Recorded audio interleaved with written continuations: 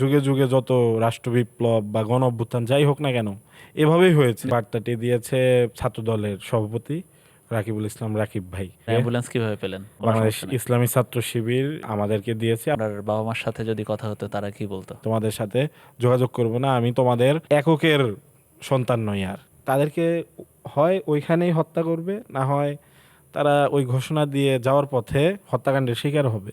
রাষ্ট্র যারাই চালাক, এই গণ অভ্যুত্থানের শক্তি কিন্তু এখন বাংলাদেশে বিরোধী এবং সরকার উভয় পক্ষে রয়েছে।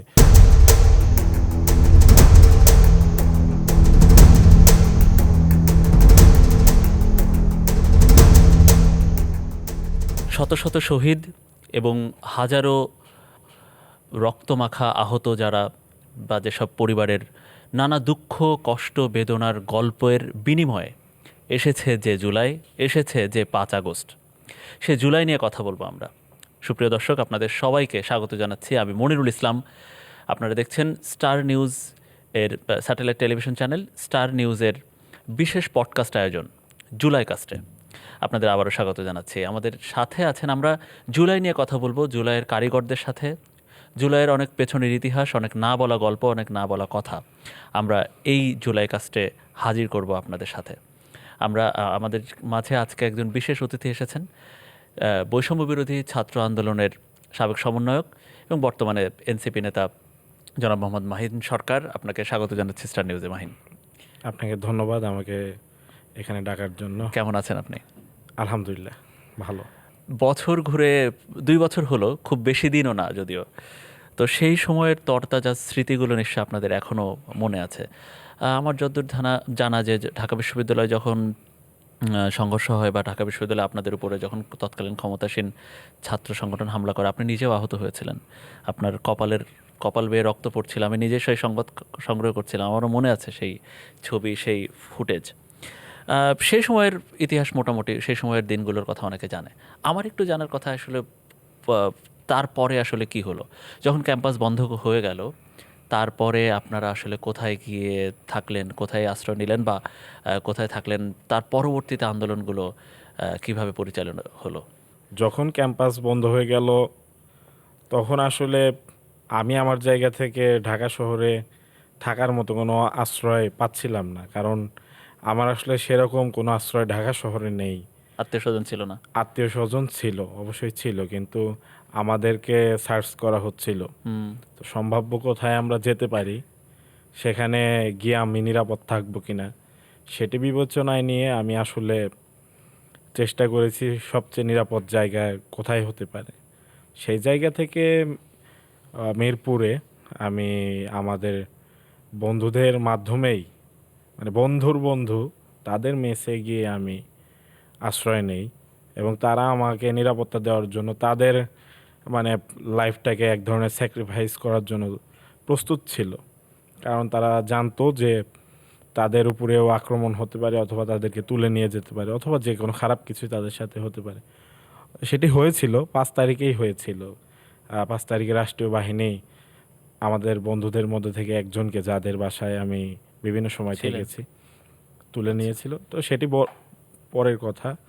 তো ওইখানে থাকা অবস্থায় আসলে ইন্টারনেট যেহেতু ছিল না, আমরা সমন্বয়করা একসাথে যোগাযোগ করতে পারতাম না। আমি, রিফাত রশিদ, আব্দুল হান্নান মাসুদ, যখন ইন্টারনেট কানেকশন ছিল না, আমরা সরাসরি ফোন দেওয়ার মাধ্যমে একে অপরকে কানেক্ট করার চেষ্টা করি। তো এই 3জন একে অপরকে পাই।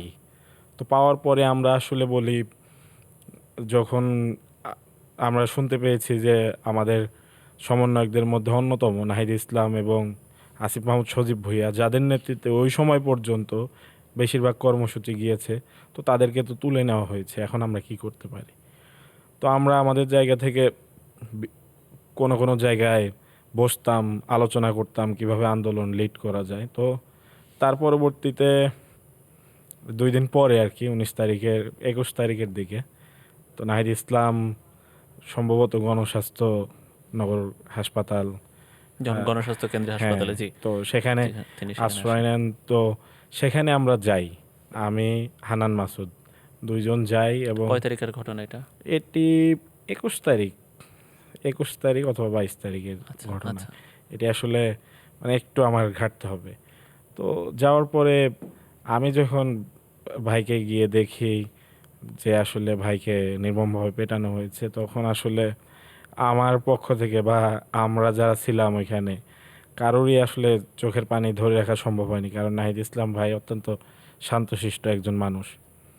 তো আমি যখন সেখানে গিয়ে তাকে দেখে ইমোশনাল হয়ে গেছি, তো ভাই বললেন যে তোমাদের সামনে আন্দোলনের নেতৃত্ব দেওয়া লাগতে পারে, হয়তো আমাদেরকে বা আমাকে আবারও তুলে নিয়ে যাবে। তো সেক্ষেত্রে তোমরা প্রয়োজনে, আমরা যদি এমন কোনো স্টেটমেন্ট দেই যেটি আসলে বৈষম্য বিরোধী ছাত্র আন্দোলনের স্টেটমেন্ট না, তাহলে তোমরা সেটাকে প্রত্যাখ্যান করে তোমরা আন্দোলন লিড দেবে। এবং তুমি, তোমার চেহারা দেখে বোঝা যাচ্ছে যে তুমি অত্যন্ত দুঃখের মধ্যে আছো, কিন্তু তুমি যেহেতু নেতৃত্ব দিতে যাচ্ছ সম্ভাব্য, আমি ধরে নিচ্ছি, তাহলে তোমার চেহারায় এই হতাশার ছাপ থাকা যাবে না। এই তোমাকে নাহিদ দেখে ইসলাম যেন, ব্যক্তিগতভাবে আপনাকে বলেন? হ্যাঁ নাহিদ ইসলাম বলেছেন। এবং রুম নাম্বারটাও ঠিক খেয়াল নেই, বিবিসি বাংলা এখনো তার কিন্তু সেই সাক্ষাৎকারের ভিডিও এখনো আছে। হুম। তো ওই রুমে ভাই আমাকে এই কথা বলেছিলেন যে তোমরা যখন নেতৃত্ব দেবে, তোমার মেরুদণ্ডে যদি আঘাত লাগে তবুও তোমার বুক টান করে দাঁড়াতে হবে। হুম। তো সেখানে আসলে তারপরে ওখান থেকে বের হয়ে হানান মাসুদ কিন্তু একটি বিবৃতি দেয় মিডিয়ার সামনে যে আমার ভাইদের গুলি করা হচ্ছে। তো এরকম এক একটা দিন অনেক কঠিন ছিল। যখন 25শে জুলাই, তখন আমরা সিদ্ধান্ত নেই যে আন্দোলনটা তো প্রায় স্তিমিত হয়ে যাচ্ছে, তো আমাদের জায়গা থেকে নতুন করে কর্মসূচি দেওয়া দরকার। এবং সারা বাংলাদেশে সব জায়গায় ছাত্রদের মেসে মেসে গিয়ে তাদেরকে গণগ্রেফতার করা হচ্ছে, এজন্য আমরা একটি লিগ্যাল উইং গঠন করার ওই দিন সিদ্ধান্ত নেই। এবং 26 তারিখ, যেদিন ছিল শুক্রবার, সেই দিনের কর্মসূচি আমরা 25 তারিখে ঘোষণা করি সারা বাংলাদেশে। তখন ইন্টারনেটে এসেছে যে 26 তারিখে বৈষম্য বিরোধী ছাত্র আন্দোলনের বিভিন্ন হাসপাতালে আমরা পরিদর্শনের একটা সিদ্ধান্ত সূচি দেই। নিয়েছেন। হ্যাঁ, হুম। তো সেটা মিডিয়ায় প্রকাশিত হয়। তো 26 তারিখে ওই দিন আমাদের মিডিয়ার সামনে গিয়ে স্টেটমেন্ট দেওয়ার কথা ছিল, এবং সর্বশেষ গন্তব্যস্থল ছিল ঢাকা মেডিকেল।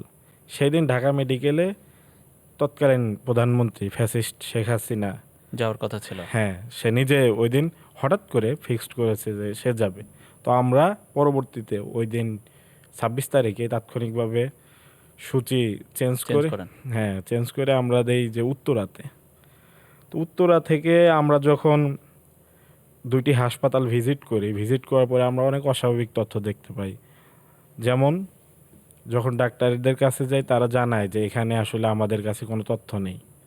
পরবর্তীতে তাদের কোনো সহায়তা না পেয়ে আমরা যখন হাসপাতাল থেকে বেরিয়ে যাচ্ছিলাম, তখন আসলে সেখানকার ক্লিনার একজন আমাদেরকে এসে জানায় যে এখানে মোট এই হাসপাতালে 31 জন গুলিবিদ্ধ যারা শহীদ হয়েছে শহীদ হয়েছে। তাদেরকে আমি আমার জায়গা থেকে তাদের তালিকা আমি বলতে পারি। তো তাদের লিপিবদ্ধ তালিকা আছে মোট 11 জনের যারা এখানে নিহত হয়েছে, বাকি 20 জনের তথ্য নেই। রাষ্ট্রীয় সংস্থা তারা ডিসঅ্যাপিয়ার করে দিয়েছে। তো আমরা ওখান থেকে বের হয়ে এই বক্তব্য আমি দিচ্ছিলাম, কারণ আমার নেতৃত্বে ওই দলটি গিয়েছিল। তো বক্তব্য দেওয়ার পরে ওইটি আসলে মিডিয়াতে যায়নি। ওটা কোন হাসপাতালে ছিল? এটি বাংলাদেশ মেডিকেল উত্তরা। আচ্ছা। তো তারপর আমরা কুয়েত মৈত্রী হাসপাতালে যাই, এবং হাসপাতালে যাওয়ার পরে আমরা বুঝতে পারি যে আমাদেরকে চতুর্দিক থেকে ঘিরে ফেলা হয়েছে এবং আমাদেরও গ্রেফতার করা হবে, যেহেতু ওই কর্মসূচি আমরা ঘোষণা করছিলাম। তো ওই মুহূর্তে ক্রিয়াশীল বিভিন্ন ছাত্র সংগঠন, তাদের যারা দায়িত্বশীল, তাদের সাথে আমাদের কথা হয়, এবং বিভিন্ন মানবাধিকার সংস্থা যাদের সাথে পূর্বে আমাদের পরিচয় ছিল, তাদের সাথে কথা হয়। তো তারা তাদের সহায়তায় আসলে 25 তারিখেই? 26 তারিখ আচ্ছা, 26 তারিখে। আচ্ছা। সেখান থেকে আমাদেরকে বের করে নিয়ে আসেন, এবং ওই অবরুদ্ধ অবস্থা থেকে নিয়ে এসে একটু নিরাপদ জায়গায় আমাদেরকে আশ্রয় দেন। এবং 27 তারিখ পুরোটা দিন আমরা একটি নিরাপদ জায়গায় থাকি, কিন্তু আমরা অপেক্ষা করছিলাম আসলে কি হয় এবং আপনার সামনে একজন ওই সময়কার সহযাত্রী আন্দোলনকারী সমন্বয়ক বলেছিল যে আপনার একটা অ্যাম্বুলেন্সে আপনি নাকি রোগী সেজে সেখান থেকে এসেছিলেন। এরকম কোনো ইয়ে আছে? ওইখানে আমাদের যখন ঘিরে ধরা হয় তখন আসলে আমি একজন রোগী হয়ে যাই। কুয়েত মসজিদে? হ্যাঁ, কুয়েত আচ্ছা মসজিদে। এবং আমার হার্টে অনেক ব্যথা হয়। মানে আসলে আমি আচ্ছা। অভিনয় করি এবং তারা আসলে আমাকে ঘিরে ধরে এবং বাতাস করতে আপনার থাকে। অ্যাম্বুলেন্স কিভাবে পেলেন? এবং অ্যাম্বুলেন্স ক্রিয়াশীল একটি সংগঠন, আমি নাম ধরেই বলতে চাই, মানে হ্যাঁ, বলতে পারেন, কোনো বাংলাদেশ সমস্যা নেই। ইসলামী ছাত্র শিবির এর তত্ত্বাবধানে একটি আচ্ছা, কে ঠিক করে অ্যাম্বুলেন্স। দিয়েছিল সেটা? এটি আসলে ব্যক্তিগতভাবে কেউ আচ্ছা, ঠিক করে দিয়েছে তারা বলা তার মুশকিল, তাদের তারা তাদের পক্ষ তাদের থেকে এটা ঠিক সংগঠন করে দিয়েছিল। থেকে আচ্ছা, আমাদেরকে দিয়েছে। আসলে তাদের প্রতি আমরা অনেক কৃতজ্ঞ, কারণ ওই মুহূর্তে মানে এই ছোট্ট কাজটি অনেক বড় কাজ ছিল। এটি আসলে অনেক বড় কাজ ছিল। জি। হ্যাঁ, তো এবং অ্যাম্বুলেন্স ড্রাইভার তিনি বুঝতে পারছিলেন না যে পিছনে এত গাড়ির বহর আমাদেরকে ফলো করছে ও আচ্ছা। এবং আমরা ভয় পাচ্ছি কেন। তো অ্যাম্বুলেন্স ড্রাইভার কিন্তু এটি জানতেন না। অ্যাম্বুলেন্স ড্রাইভার জানতেন একজন রোগীকে তিনি নিয়ে যাচ্ছেন। তো অ্যাম্বুলেন্স ড্রাইভার একটা সময় হন্তদন্ত হয়ে বলেন যে আসলে আপনারা কারা। তো আমরা আসলে বলি যে আমরা তো সমন্বয়ক। তখন উনি ভয় পেয়ে যান। উনি এবং ওনার জায়গা থেকে উনি বলেন যে আপনাদেরকে বাঁচানোর মালিক আল্লাহ। আমি যদি উসিলা হতে পারি তাহলে এটি আমার জন্য অনেক পাওয়া, আমার এই ছোট্ট জীবনে অনেক পাওয়া। তো তিনি তার জায়গা থেকে সর্বোচ্চটুকু দিয়ে ড্রাইভ করেছেন যেন নিরাপদ জায়গায় আমরা যেতে পারি। তো আল্লাহর রহমতে আমরা নিরাপদ জায়গায় মানে যাই এবং 27 তারিখে আমরা আসলে অবজার্ভ করছিলাম সব কিছু এবং ফুল একটি ডাটা কালেক্ট করে আমরা আসলে দেখানোর চেষ্টা করছিলাম যে সারা বাংলাদেশে কোথায় কোথায় গুলি চলছে, কোথায় কোথায় হত্যাকাণ্ড হয়েছে, তার ফুটেজ থেকে প্রাপ্ত ছবিগুলো আমরা নিয়ে অনলাইনে একটি মিটিং করি সাংবাদিকদের উপস্থিতিতে। এবং আমরা জানাই আমাদের কর্মসূচি আরও কঠোর হবে। এই জাতীয় বার্তা যে বৈষম্য বিরোধী ছাত্র আন্দোলন স্টিল অ্যালাইভ এবং বৈষম্য বিরোধী ছাত্র আন্দোলন শুধুমাত্র 6 জন সমন্বয়কের উপর নির্ভরশীল নয়। আপনারা সারা যাদেরকে আটক বাংলাদেশের করেছেন প্রতিনিধি আছে, জি। তাদেরকে যদি না ছেড়ে দেন তাহলে আরো কঠোর কর্মসূচি আসবে এবং আমাদেরকেও যদি আটক করেন তাহলেও কর্মসূচি থামবে না। আমাদের পরবর্তীতে অন্য কেউ না কেউ এটাকে সামনে এগিয়ে নিয়ে যাবেই, এখানে থামানোর জি। কোনো উপায় নেই। ইন্টারনেট যখন বন্ধ হলো, এরপরে আপনারাও মোটামুটি দিক বিদিক ছুটোছুটি করছেন, আপনারাও আপনাদের মোটামুটি আটকের হুলিয়া জারি হয়েছে আপনাদের। সমন্বয়করাও মোটামুটি অনেকে পালিয়ে বেড়াচ্ছেন, গোপনে রয়েছেন। তো ওই সময় আপনার কাছে কি মনে হয় যে সাধারণ নাগরিকরা তো বাংলাদেশের অনেকে নেমেছিলেন রাস্তায়, বেসরকারি বিশ্ববিদ্যালয় তারা যদি এই ইয়াতে বিভিন্ন পয়েন্টে পয়েন্টে আসলে না নামতেন, তারপরে বিভিন্ন শিক্ষা প্রতিষ্ঠান যেটা স্কুল কলেজ, কারণ পাবলিক বিশ্ববিদ্যালয় তখন বন্ধ হয়ে গেছে, হল ছাড়া আবাসিক হলে কেউ নাই। তো ওই মোমেন্টামটা যখন যদি আসলে তৈরি না হতো, আপনার কাছে কি মনে হয় যে এইটা আন্দোলন কি বেগবান হতো কিনা? তারা যদি না নামতো আসলে তো এই আন্দোলন আর থাকতোই না। কারা মানে? এই যারা পাবলিক বিশ্ববিদ্যালয়ের বাইরে যারা শিক্ষার্থী, মানে আমি বলতে চাচ্ছি যে বেসরকারি প্রাইভেট বিশ্ববিদ্যালয়, মাদ্রাসা এবং স্কুল কলেজের শিক্ষার্থী। ইভেন আমি দেখেছি যে 6-7-এর বাচ্চারাও এখানে অনেক সাহসী ভূমিকা পালন করেছে এবং তারাই মাঠে প্রতিরোধের ক্ষেত্রে সবচেয়ে আগ্রাসী ছিল। তো আমরা তো আন্দোলনটা স্টার্ট করেছি মাত্র, আর তারা এটাকে পুরোটুকু টেনে নিয়ে গিয়েছে এবং এক প্রকারে আমি বলতে চাই যে সমন্বয়ক বা আমরা যারা নেতৃত্বের জায়গায় ছিলাম বা আমরা কর্মসূচি দিচ্ছিলাম, মানে আমাদের উপরে এটা আসলে দায়বদ্ধতা সৃষ্টি করেছে যে আমরা আমাদের জায়গা থেকে আসলে এক চুলো পেছনে আসতে মানে পারবো থেমে না। যাওয়ার আর কোনো থেমে সুযোগ ছিল যাওয়ার না, হ্যাঁ। আমাদের সুযোগ নেই, কারণ মানুষ তার জায়গা থেকে নিজ নিজ জায়গা থেকে প্রস্তুত এবং মানুষ মনে করছে যে হ্যাঁ, এবার সময় এসেছে এই ফ্যাসিস্টের উপর চূড়ান্ত আঘাত হানার। সেখানে আমি চাইলেও কিন্তু আসলে মানুষ থামবে না। তো সেই জায়গা থেকে আমাদের দায়বদ্ধতার সৃষ্টি হয়েছে এবং এই প্রাইভেট বিশ্ববিদ্যালয় এর নেতৃত্বে আমি বলবো যে তারা যেহেতু 18 তারিখ থেকে নিজ উদ্যোগে যে একটি গণপ্রতিরোধ শুরু করেছে, তাদের নেতৃত্বে বিভিন্ন প্রতিষ্ঠান যেমন মাদ্রাসা বা স্কুল কলেজ, তাদের যে গণপ্রতিরোধ সৃষ্টি হয়েছে এটা একটা সেটি বিরাট আসলে অবদান, জি। আমাদেরকে বাধ্য করেছে সামনে এগিয়ে নিতে হ্যাঁ, আন্দোলনটা। সামনে এগিয়ে নিতে। জুলাই আন্দোলনের কথা আসলেই এক দফা তো আসে, সেটা আসলে আগস্টের শুরুর দিকে।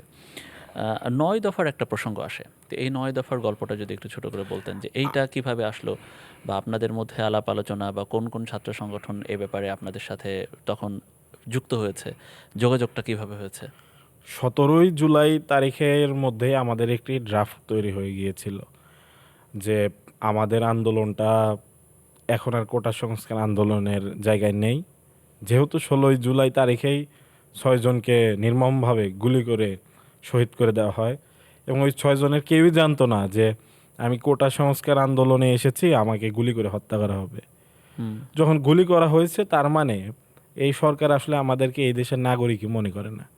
আর যে সরকার আমাদের নাগরিকত্বই অস্বীকার করে, আমাদেরকে রাজাকার বলে এবং আরও বিভিন্ন ধরনের ব্লেম দিয়ে ডিহিউম্যানাইজ করে, সুতরাং এই অমানুষ সরকারের আসলে এর সাথে আলোচনার টেবিলে বসারই আমার সুযোগ নেই। এর একমাত্র সমাধান কেবল তাদের পতন। তো সেই জায়গা থেকে আমরা একটি ড্রাফট তৈরি করি। সেই ড্রাফট ছিল মূলত 11 দফার এবং এটা আমরা সমন্বয়করা মোটামুটি আমাদের যে গ্রুপ ছিল, হোয়াটসঅ্যাপ গ্রুপ, সেখানে প্রত্যেকের মতামত নিয়ে একটি 11 দফার ড্রাফট তৈরি করা হয়। পরবর্তীতে আমাদের সমন্বয়কদের মধ্যে যারা ওই সময় পর্যন্ত সর্বোচ্চ লিডিং পর্যায়ে, বিশেষত নাহিদ ইসলাম, আসিফ মোহাম্মদ, সজীব ভুইয়া, তারা তারা তাদের জায়গা থেকে বিভিন্ন ক্রিয়াশীল যে সংগঠন আছে, ছাত্র সংগঠন, তাদের সাথে বসে তাদের কিছু অবজারভেশনও ছিল, যেমন ছাত্র রাজনীতি বিষয়ে। ছাত্র রাজনীতি আমরা আমরা প্রথমে দিয়েছিলাম যে ছাত্র রাজনীতি নিষিদ্ধ করতে হবে। তো যারা ছাত্র রাজনীতি করে বা সেই ধরনের সংগঠন, তারা হয়তো সরকারের বিরুদ্ধে, কিন্তু তারা তো চায় যে রাজনীতি করবে, রাজনীতি না করলে তো তাদের অস্তিত্বই নেই। তো সেই জায়গা থেকে তারা একটা অবজারভেশন জানায়, তো আমরা সেটাকে সমন্বয় করে মানে এখানে এডিট করি আর কি। তো যে লেজুর ভিত্তিক ছাত্র রাজনীতি থাকতে পারবে না, তো এরকম ভাবে 9 দফার ড্রাফট 11 দফায় আসলে 9 দফায় রূপান্তরিত হয়, যেটি পরবর্তীতে 19 জুলাই তারিখে আব্দুল কাদের তার জায়গা থেকে সর্বোচ্চ চেষ্টা করে এবং ক্রিয়াশীল ছাত্র সংগঠনগুলোর সাথে সমন্বয় করে মানুষের ফোনে ফোনে মেসেজ করে, আপনাদের প্রিন্ট মিডিয়া যারা আছে তাদের সহায়তায় এগুলো মানুষের দুয়ারে দুয়ারে কিন্তু পৌঁছে দিয়েছেন। যে ছাত্র সংগঠনগুলোর সাথে যোগাযোগের দায়িত্ব কার ছিল? ওই সময় তো নাহিদ ইসলাম, আসিফ মাহমুদকে যখন তুলে নেওয়া হয়েছে তখন আমরাই আমাদের জায়গা থেকে সমন্বয় করেছি। যেমন 18ই জুলাইয়ের একটা আমার স্মৃতি মনে পড়ে যে আমাকে আহনাফ সাইদ খান, উনিও আমাদের আন্দোলনের একজন গুরুত্বপূর্ণ সমন্বয়ক, যিনি ব্যাকহ্যান্ড থেকে আমাদেরকে পরামর্শ দিয়েছেন। তো আহনাফ সাইদ খান আমাকে একটি মেসেজ পাঠান, মাহিন তুই কোথায়, দ্রুত এই বার্তাটি প্রচার কর। এই বার্তাটি দিয়েছে ছাত্রদলের সভাপতি রাকিবুল ইসলাম, রাকিব ভাই।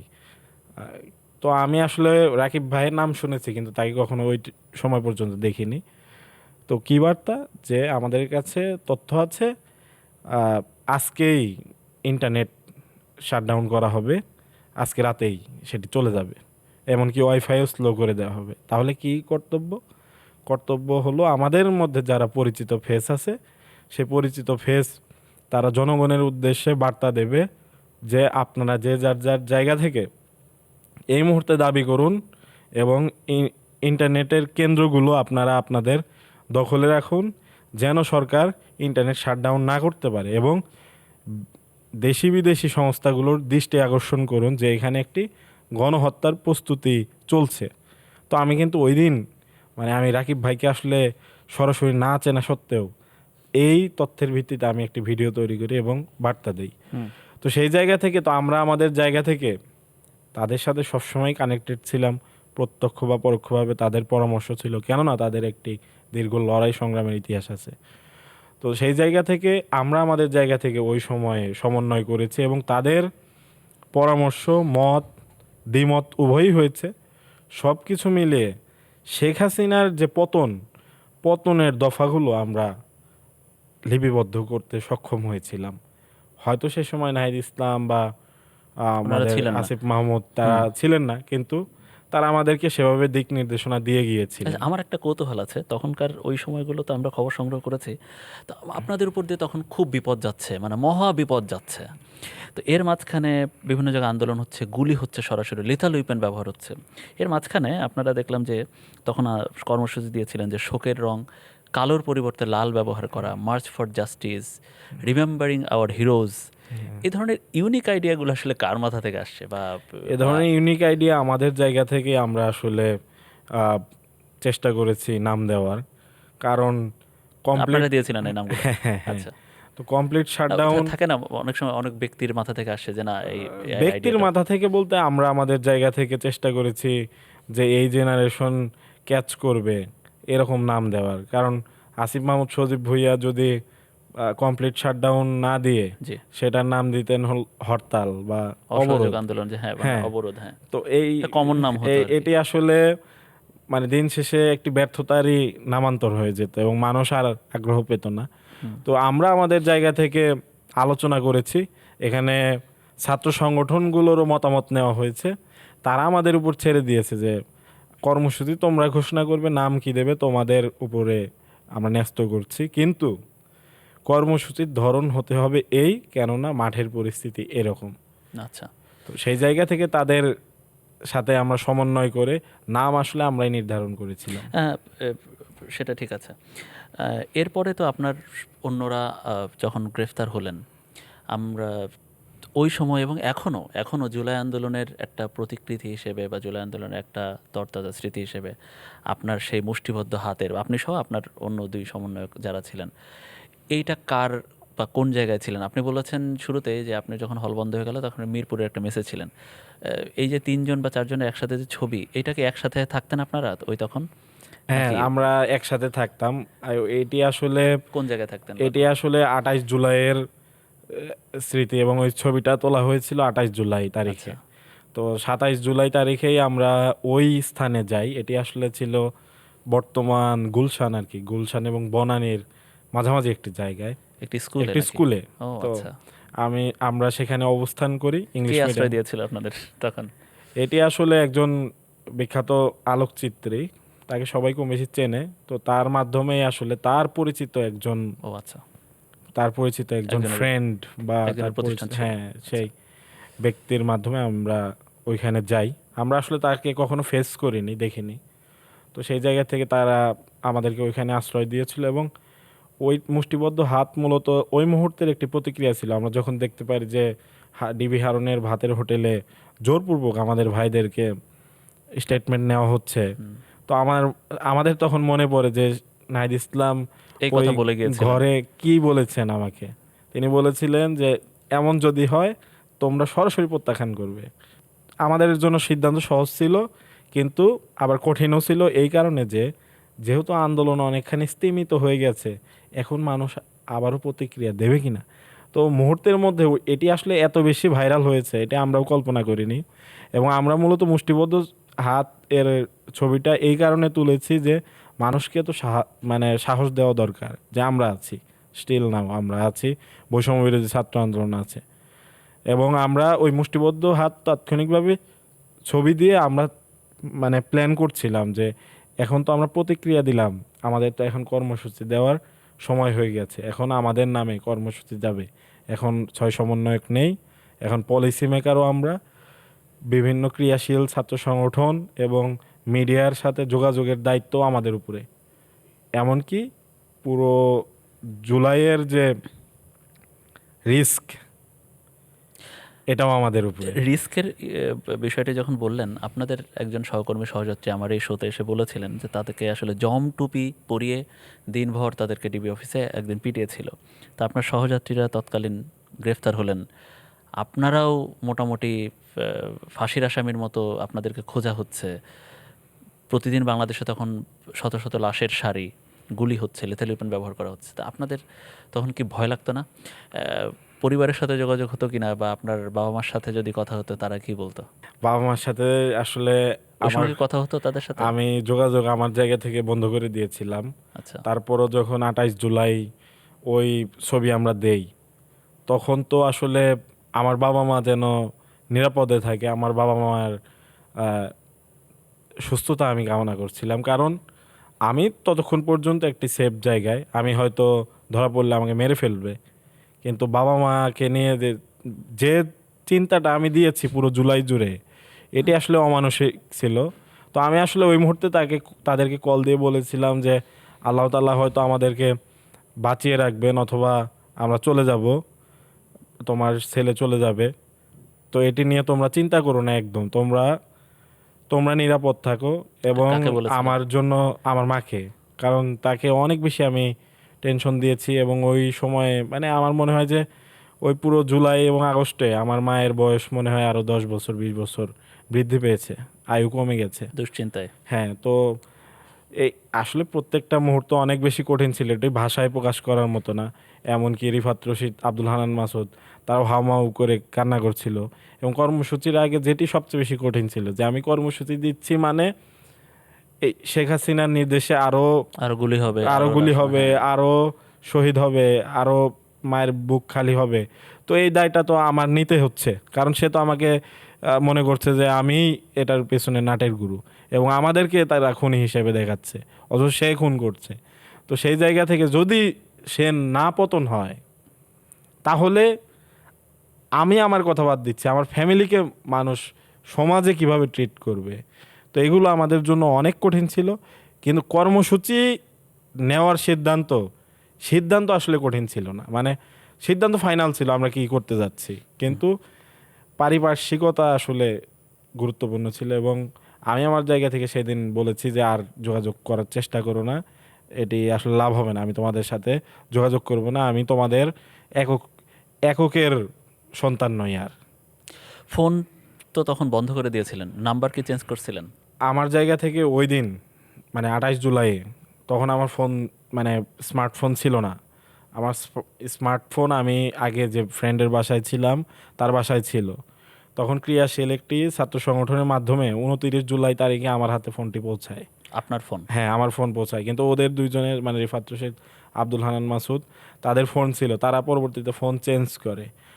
একজন প্রবাসী তার জায়গা থেকে বলে যে আমি ফোন দিতে চাই, এরকম অনেকেই বলেছে। তো ওই ক্রিয়াশীল ছাত্র সংগঠনের মাধ্যমেই তাদেরও ফোন হাতে পৌঁছেছিল। কারা তারা? আহ, আমি যতটুকু জানি যে তারা ইসলামী ছাত্র শিবিরের ছিল। আচ্ছা, না আমরা এগুলো জানতে চাচ্ছি যে এগুলো তো আসলে ইতিহাস, যা এগুলো একটা অবশ্যই বাস্তবতা। জি। ইতিহাস। পরবর্তীতে আপনাদের মাধ্যমে 9 দফা থেকে 1 দফা হলো। 1 দফা হওয়ার আগে আপনার সহকর্মী যারা, সমন্বয়ক যারা ছিলেন, তারা ডিবি অফিস থেকে তারা ছাড়া পেলেন। তো ওই সময় 1 দফা হওয়ার ইতিহাসটা যদি একটু বলতেন। আপনাদের তখন অনলাইন মিটিংয়ে তখনও তো আংশিকভাবে ইন্টারনেট চালু হয়, বা কিভাবে 9 দফা থেকে 1 দফায় আসলো? 9 দফা তো আসলে ছিল 1 দফাই, কারণ 9 দফায় প্রথমেই বলা হয়েছিল যে শেখ হাসিনার এটা দায় নিতে দায়িত্ব হবে। নিতে হবে, হ্যাঁ। তো শেখ হাসিনা তো এটা দায় নেবে না আমরা জানি। আর শেখ হাসিনা যদি দায় নেয়, তার মানে সে আসলে প্রধানমন্ত্রী চেয়ারে থাকার যোগ্যতা হারিয়েছে। তো 9 দফাই ছিল 1 দফা, কিন্তু মানুষকে খাতা কলমে আমরা বুঝাতে পারছিলাম না যে এটি আসলে 1 দফা। আচ্ছা। তো যার কারণে আমাদের আসলে প্ল্যান ছিল অনেক দীর্ঘমেয়াদী, যে লড়াইটা অনেক দীর্ঘ হবে। শেখ হাসিনা আছে, শেখ হাসিনার পাশাপাশি বাংলাদেশের মানে ওই সময়ের ভূ রাজনৈতিক কোনো বড় শক্তি তার পার্টনার হিসেবে আছে। তো এদেরকে উৎখাত করা আসলে অনেক কঠিন হবে এবং লড়াইটা দীর্ঘ হবে।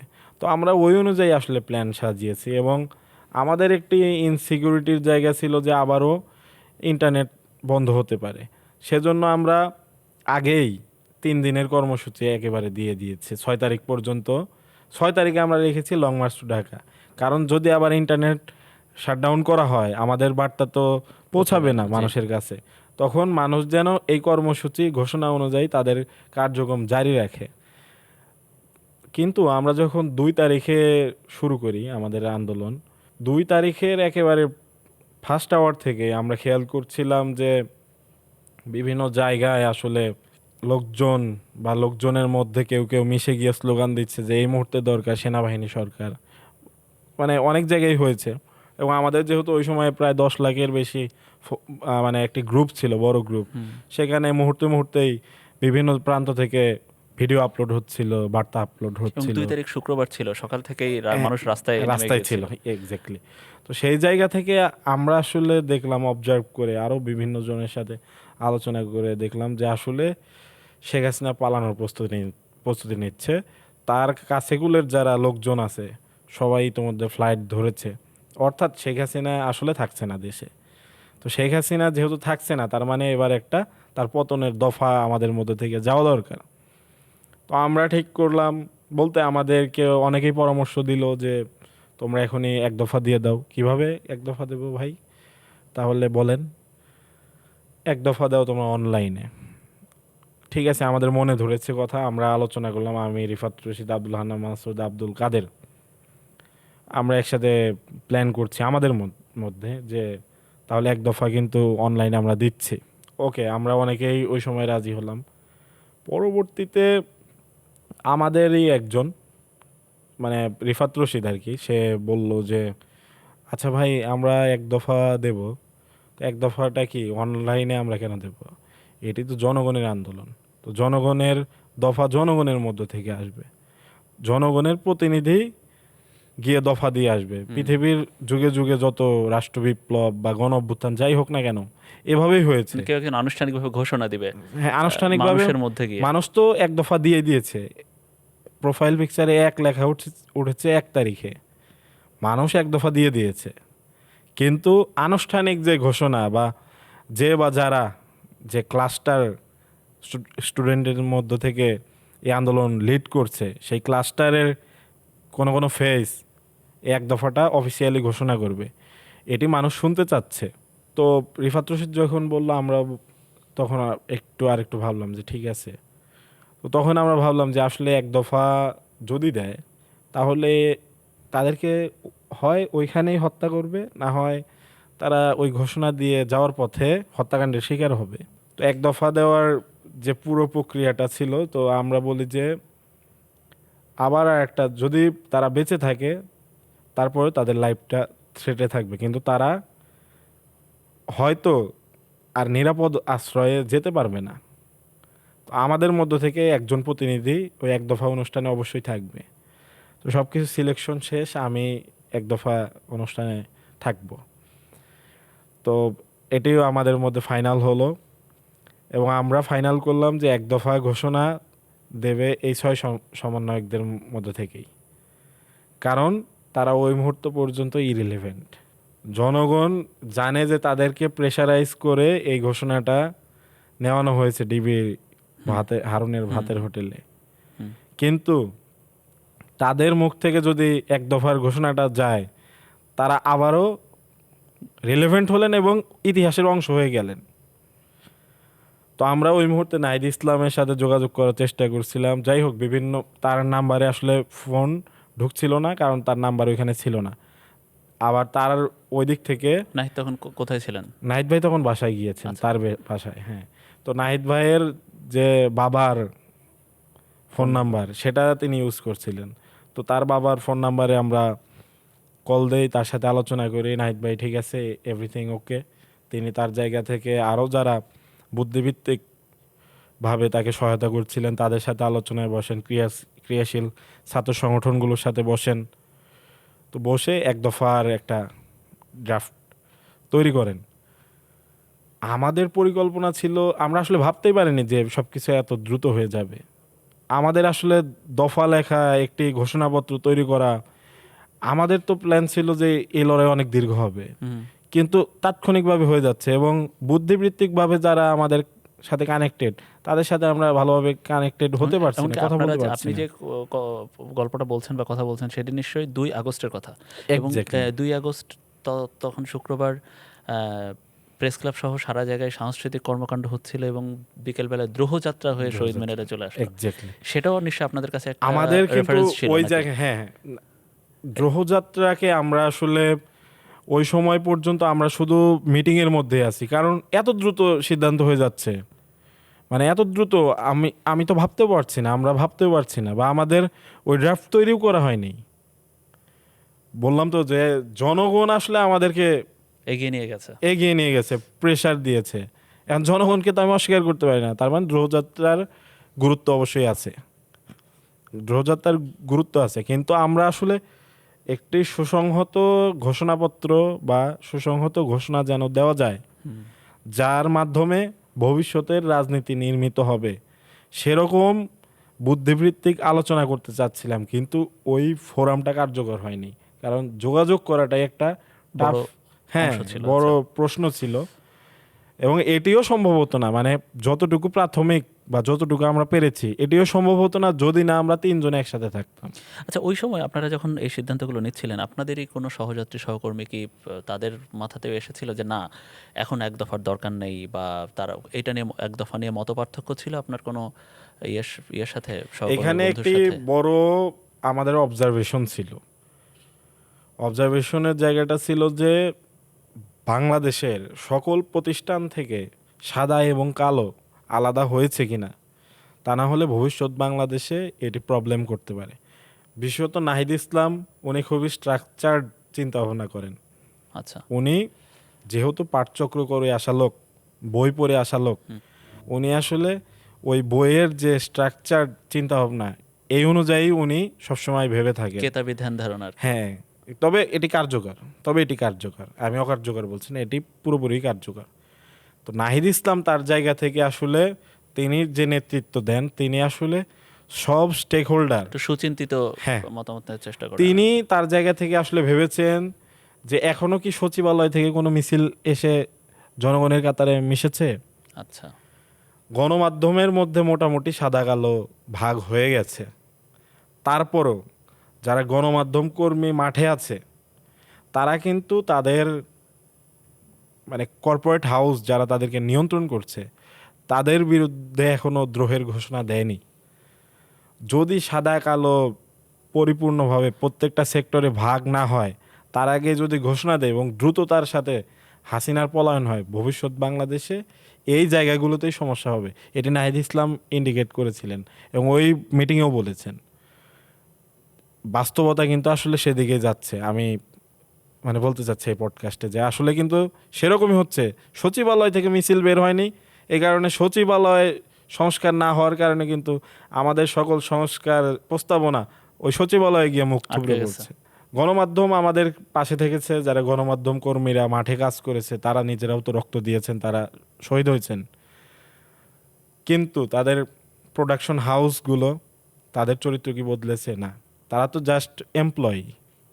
তো তার চিন্তা সুচিন্তিত ছিল এবং স্ট্রাকচার্ড হওয়ার কারণেই তিনি অনুমান করতে পেরেছিলেন এবং তিনি সবার সাথে সমন্বয় করেই এক দফাটা দিয়েছিলেন। তবে এক দফা আসলে আমাদের ভাবনা অনুযায়ী আরেকটু পরে হওয়ার কথা ছিল। আচ্ছা, আমাদের ভাবনা বলতে বৈষম্য বিরোধী ছাত্র আন্দোলনের যত সমন্বয়ক আছে, তাদের সমন্বয়ে আসলে আরেকটু পরে হওয়ার কথা ছিল। কিন্তু আমরা যদি ওই মুহূর্তে এক দফা না দিতাম, তাহলে বিপর্যয় নেমে আসতো বাংলাদেশে। কারণ জনগণ তার জায়গা থেকে এক দফা দিলেও অফিসিয়ালি এক দফা যদি আটকে দেওয়া হয় এবং এই বার্তাকে যদি জনগণ পর্যন্ত না যেতে দেওয়া হয়, শেখ হাসিনা যদি এই কাজে সাকসেসফুল হয়, তাহলে এই আন্দোলনটাকে আবার সে তার আয়ত্তে নিয়ে আসতে পারবে। আপনি নাহিদ ইসলামের মতামত নেয়ার পদ্ধতি কৌশল বলেছেন। আমার জানার ইচ্ছা ছিল যে অন্য কোনো সমন্বয়ক এটা নিয়ে একটা মতবিরোধ তৈরি হয়েছিল কিনা, বা মতপার্থক্য তৈরি হয়েছিল কিনা, যে না, এক দফার দরকার নেই, আমাদের আন্দোলন তো এটা না, আমাদের আন্দোলন তো সরকার পতন না, এরকম কোনো মতামত এসেছিল কি আপনাদের এরকম মধ্যে? মতামত তো এসেছিল, আচ্ছা, এরকম মতামত এসেছিল কাদের ছিল অবশ্যই। সেটা? কাদের ছিল সেটা? আমি তো আসলে, আপনি চাইলে নাম বলতে পারেন, নাও পারেন। আচ্ছা, হ্যাঁ, তাদের তো বক্তব্য কি ছিল, বা তাদের বা বক্তব্য কারা? তাদের বক্তব্য অনেকেই তো আসলে সেই সময়ে হয়তো সরকার পতনের আন্দোলনের জন্য নামেন নাই, তো তাদের জায়গা থেকে তারা তো প্রস্তাবনা দিয়েছেন। আচ্ছা, আমরা আমাদের জায়গা থেকে ফোকাস ছিলাম শেখ হাসিনার পতন। কেউ হয়তো একদিন পরে এক দফা দেওয়ার পক্ষে ছিল, কেউ হয়তো এক সপ্তাহ পরে দেওয়ার পক্ষে এক ছিল। সপ্তাহ না, মানে কেউ হয়তো কয়েক- ওই দিনই 3 তারিখে দেওয়ার কিন্তু সবাই ফোকাস ছিল। কিন্তু কেউ কেউ ছিল যে আসলে হয়তো এক দফা না দিলে তাদের জন্য ভালো হতো, তো এরকমও ছিল।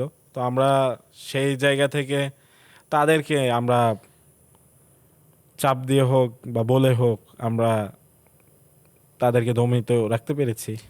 যে পরবর্তীতে আপনাদের সাংগঠনিক সিদ্ধান্ত ছিল এক দফা, তার মানে এটাই আপনাদের দলের সিদ্ধান্ত বা আমাদের তো ডিবেট হতো, আমাদের হ্যাঁ, প্রত্যেকদিন সেটাই। কর্মসূচিতে এটা আমাদের এটা খুবই ডিবেট হতো। স্বাভাবিক, সব হ্যাঁ, দলেরই কোনো না কোনো তাদের নির্বাহী ফোরামে এটা হওয়াটাই স্বাভাবিক। আহ, আমার এই শোতে এসে আব্দুল হান্নান মাসুদ সম্প্রতি একটি মন্তব্য করেছেন যে আপনারা যখন সমন্বয়করা যখন এভাবে ইয়ে হয়ে বেড়াচ্ছে, পলাতক হয়ে বেড়াচ্ছে, তাদেরকে যখন এভাবে খোঁজা হচ্ছে, আপনারা যখন খুব টাফ টাইম যাচ্ছে আপনাদের অনেক সমন্বয়ক ডিবি অফিসে, তখন এই যে বিভিন্ন কর্মসূচি আপনারা দিচ্ছেন, মার্চ ফর জাস্টিস সহ বিভিন্ন কর্মসূচি, তো হান্নান মাসুদের বক্তব্য হচ্ছে আমরা এরকম অনেককে তখন ডেকেছি, হয়তো আমাদের শুভাকাঙ্ক্ষী, পরে যে উপদেশটাও হয়েছে, কিন্তু তাদেরকে আমরা তখন আসলে পাশে পাইনি, হয়তো ফোন রিসিভ করেছে কিন্তু তারা আসলে রাস্তায় নামেননি, পরবর্তীতে উপদেশটা হয়েছে। এইটা আসলে আপনি কিভাবে ব্যাখ্যা করবেন যে আপনারা তখন আসলে অনেককে আবেদন জানিয়েছেন কিন্তু তারা আসলে সাড়া দেননি আপনাদের? এটি তো আসলে জুলাইয়ের বাস্তবতা ছিল যে অনেকেই সাড়া দিয়েছে অবিশ্বাস্যভাবে, তাকে আমি চিনি না, আচ্ছা, কিন্তু তিনি তার মানবিকতার জায়গা থেকে, তিনি তার নৈতিক দায়িত্ববোধ থেকে তিনি আমাদের পাশে দাঁড়িয়েছেন। আবার অনেককে আমরা চিনি যে আমি হয়তো ভেবে রেখেছি তিনি আমাকে সহায়তা করবেন, সহায়তা করেননি। পরবর্তীতে হয়তো উপদেষ্টাও হয়েছেন। কে কারা তারা? নাম না বলি, ঠিক আছে? আমার মনে হয় যে সামনের বাংলাদেশ নিয়ে আমাদের চিন্তা ভাবনা করা ভালো। এটি বললে আসলে কি, না বললেই কি, কারণ এটি আমি ব্যক্তিগতভাবে মনে করি এই তথ্য আসলে ইতিহাসের কোনো ডাইমেনশন তৈরি করবে না। আচ্ছা, তো আমি আসলে নাম না বলার পক্ষেই। পরে আসলে 5 আগস্ট হলো, তো ওই দিন আপনি আসলে কোথায় ছিলেন, আপনারা কিভাবে মিলিত হলেন? 5 আগস্টে আমাদের অবস্থান গুরুত্বপূর্ণ ছিল না, মানে অবস্থান বলতে আর কি, আমরা যারা সমন্বয়করা 3 তারিখ পর্যন্ত আন্দোলনটাকে লিড করে নিয়ে গেছি, কিন্তু যখন শেখ হাসিনা মানে পালিয়ে যায় বা আমরা বুঝতে পারি যে পালিয়ে যাওয়ার প্রস্তুতি নিচ্ছে, তখন আমাদের অবস্থান গুরুত্বপূর্ণ ছিল। মানে কেন 4 আগস্টে তো একটা অল আউট একটা ইয়ে ছিল, 4 আগস্ট শেখ হাসিনার তরফ থেকে অল আউট তারা চেষ্টা করেছে, এবং 4 আগস্ট মানুষের তরফ থেকে মানুষ অল আউট তাদেরকে আপনি প্রতিরোধ সেদিন কোথায় করেছে। ছিলেন 4 আগস্ট? আমি সেদিন ছিলাম ধানমন্ডিতে। ধানমন্ডি 32 নম্বরের যে কার্যকলাপ আমি ওখানে প্রত্যক্ষ করেছি, গিয়ে আমি দেখতে পেয়েছি মানুষের গণপ্রতিরোধ, এবং সিটি কলেজের সামনে গোলাগুলি, সেখানে 2 জন শহীদ হয়েছে ইনস্ট্যান্ট, সেখানে আমি থেকেছি, দেখেছি। এবং সবচাইতে সিগনিফিকেন্ট বিষয় হলো যে এটি যে আসলে জনগণ স্বপ্রণোদিত হয়ে আন্দোলনটা লিড করেছে, সেটা হলো আমি ছিলাম, একই সাথে রিফাত রশিদও ছিল। আচ্ছা, আমরা যাওয়ার পরে তাদের মধ্যে এমন কোনো বিশেষ ক্রেজ কাজ করে নাই যে একমাত্র তারাই লিডার। তাদের সাথে আমরা যখন গিয়েছি আমরা সাধারণ আন্দোলনকারীর মতোই হয়ে গিয়েছি। তারা আমাদেরকে গুরুত্ব দিয়েছে, সম্মান দিয়েছে ভাই, কিন্তু তারা প্রত্যেকে এক একজন এক একজন তারা সমন্বয়ক। তাদের জায়গা থেকে কিন্তু এক একজন সমন্বয়ক ছিল। তো এটি ফিল করার পরে মানে আমি আর রিফাতের সাথে আলোচনা করেছি, দেখেছো এই আন্দোলনটা আসলে আমাদের চেহারা দেখে হয় নাই, হয়তো আমরা কর্মসূচি দিয়েছি, কিন্তু প্রত্যেকের জায়গা থেকে সমন্বয়ক এবং সমন্বয়কের ভূমিকায় অবতীর্ণ হয়েছে। আমরা কোনোভাবে যদি নিজেদেরকে কম্প্রোমাইজড ওদেরকে ফিল করাতাম, তাহলে ওরা আমাদের বিরুদ্ধে সংগ্রাম শুরু করতো। কম্প্রোমাইজড হওয়ার অফার ছিল? অবশ্যই অফার ছিল, কিরকম? পুরো আন্দোলন জুড়েই। 17ই জুলাই যখন ঢাকা বিশ্ববিদ্যালয়ে আমাদের প্রতিরোধ চলছিল এবং ঢাকা বিশ্ববিদ্যালয়ের তরফ থেকে জানানো হলো হল ছেড়ে দিতে হবে, এবং তোমরা যদি থাকো কেউ, তাহলে তোমাদের সাথে খারাপ কিছু হলে এটা একান্ত দায় তোমাদের যে থাকবা। তো আমরা আমাদের জায়গা থেকে তো আনকম্প্রোমাইজ ছিলাম। আমি বিশেষত হলপাড়ায় আমি থেকেছি, আমি হলে থাকি, তখন লোভনীয় পর্যন্ত অফার আসে নাই মাহিন সরকারের আমাকে কাছে? বলেছে, হ্যাঁ, আমি তখন আমাকে কল না, দিয়েছে। এরপরে 5 আগস্ট পর্যন্ত মানে মাহিন সরকারের কাছে লোভনীয় কোনো অফার আসে নাই কোনো জায়গা থেকে? শেষ করে 17ই জুলাই তারিখে আমাকে কল দিয়েছে, কল দিয়ে বলেছে যে মাহিন, তুমি তো এই আন্দোলনের সবচেয়ে গুরুত্বপূর্ণ সমন্বয়ক। তো বললাম, তাই বলেন, কি কি বলেন? কে ফোন দিয়েছে? একজন গোয়েন্দা সংস্থার কর্মকর্তা। তো বলতেছে যে তুমি সবচেয়ে গুরুত্বপূর্ণ একজন সমন্বয়ক, কিন্তু তুমি কিন্তু মিডিয়ায় কম আসছো, তোমার যে ত্যাগ, তোমার এই অনুযায়ী কিন্তু লিডারশিপ মানে ফ্রেমিং হচ্ছে না। তো আমি বললাম আচ্ছা ঠিক আছে, এখন কি করা যাবে? বলে এখন তোমার লাইফে কি লাগবে তুমি বলো। তো আমি বলছি যে আপনাকে আমি কেন বলবো আমার লাইফে কি লাগবে, আমার লাইফে যেটা লাগবে আমি তার জন্য সংগ্রাম করছি। তো সে বলছে যে আমি কল দিয়েছি মানে কিন্তু এটা ব্যক্তি আমি না, এই রাষ্ট্রের সর্বোচ্চ পর্যায় থেকে তোমাকে কল দেওয়া হচ্ছে। এটা কিন্তু সরাসরি সর্বোচ্চ পর্যায়ের ব্যক্তি তোমাকে অবজার্ভ করছে বিধায়ী তোমাকে এই অফার দেওয়া হচ্ছে। তো আমি বলছি আপনি ফোন রাখেন প্লিজ, আমাকে এই ধরনের কোনো অফার দেওয়ার আপনি চেষ্টা করবেন না, কারণ আমার মানে কিবলা আমার ঠিক হয়ে গেছে, আমি কিসের জন্য লড়ছি। এবং 3 তারিখে আমার ফ্যামিলিকে ডেকে নিয়ে যাওয়া হয়েছে। 2 তারিখে আমাকে মেয়র আতিকের চ্যানেলে আমার সাথে যোগাযোগ করার চেষ্টা করা হয়েছে যে কি লাগবে, শেখ হাসিনা তোমাদের সাথে বসবে, তোমাদের যে এখন দাবি যে শেখ হাসিনা তোমাদের সাথে বসে না কেন, বসবে। আমরা বলছি কে দাবি করেছে শেখ হাসিনার সাথে আমরা বসছি, আমরা তার পতন চাই, আমরা তার সাথে বসতে চাই না। আর দ্বিতীয়বার আমাকে এই ধরনের প্রস্তাব কোনো চ্যানেলে দেওয়ার চেষ্টা করবেন না। এটা শুধু আমাকে না, প্রত্যেক সমন্বয়ককে যার যার এন্ড থেকে কিন্তু চেষ্টা করে পুশ করা হয়েছে যে কি লাগবে আমাদের। তো অফার তো আসলে অনেক পেয়েছি। আমার বাবার হাতে 3 কোটি টাকার, মানে ওইখানকার যিনি স্থানীয় এমপি, কোন জেলায়? সিরাজগঞ্জ জেলার সিরাজগঞ্জ 5 আসনে তৎকালীন এমপি, আচ্ছা, যা জনাব 3 কোটি টাকা দিতে চেয়েছে। হ্যাঁ ওই সময় আব্দুল মমিন মন্ডল 3 আপনার- কোটি টাকা আমার বাবাকে দিয়েছে। আমার বাবা বলেছে যে আমার পুত্রের উপরে আমার কোনো কন্ট্রোল নাই, আমাকে এই ধরনের অফার দিয়ে কোনো লাভ নাই, আমার পুত্রকে আমি নিয়ন্ত্রণ করতে পারবো না, এই টাকা আপনি আপনার কাছেই রাখেন। মাইন সরকার পরবর্তীতে 5 আগস্ট হলো, সরকার পতন হলো আওয়ামী লীগের, তৎকালীন।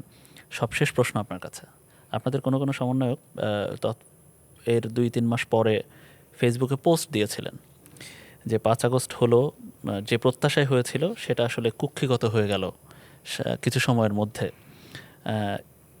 আপনার মতামত কি যে আসলে ওই তৎকালীন অন্তর্বর্তীকালীন সরকার গঠনের সময় আপনারা তো ওই বিভিন্ন মিটিংয়ে ছিলেন, তো এইটা কি আসলে?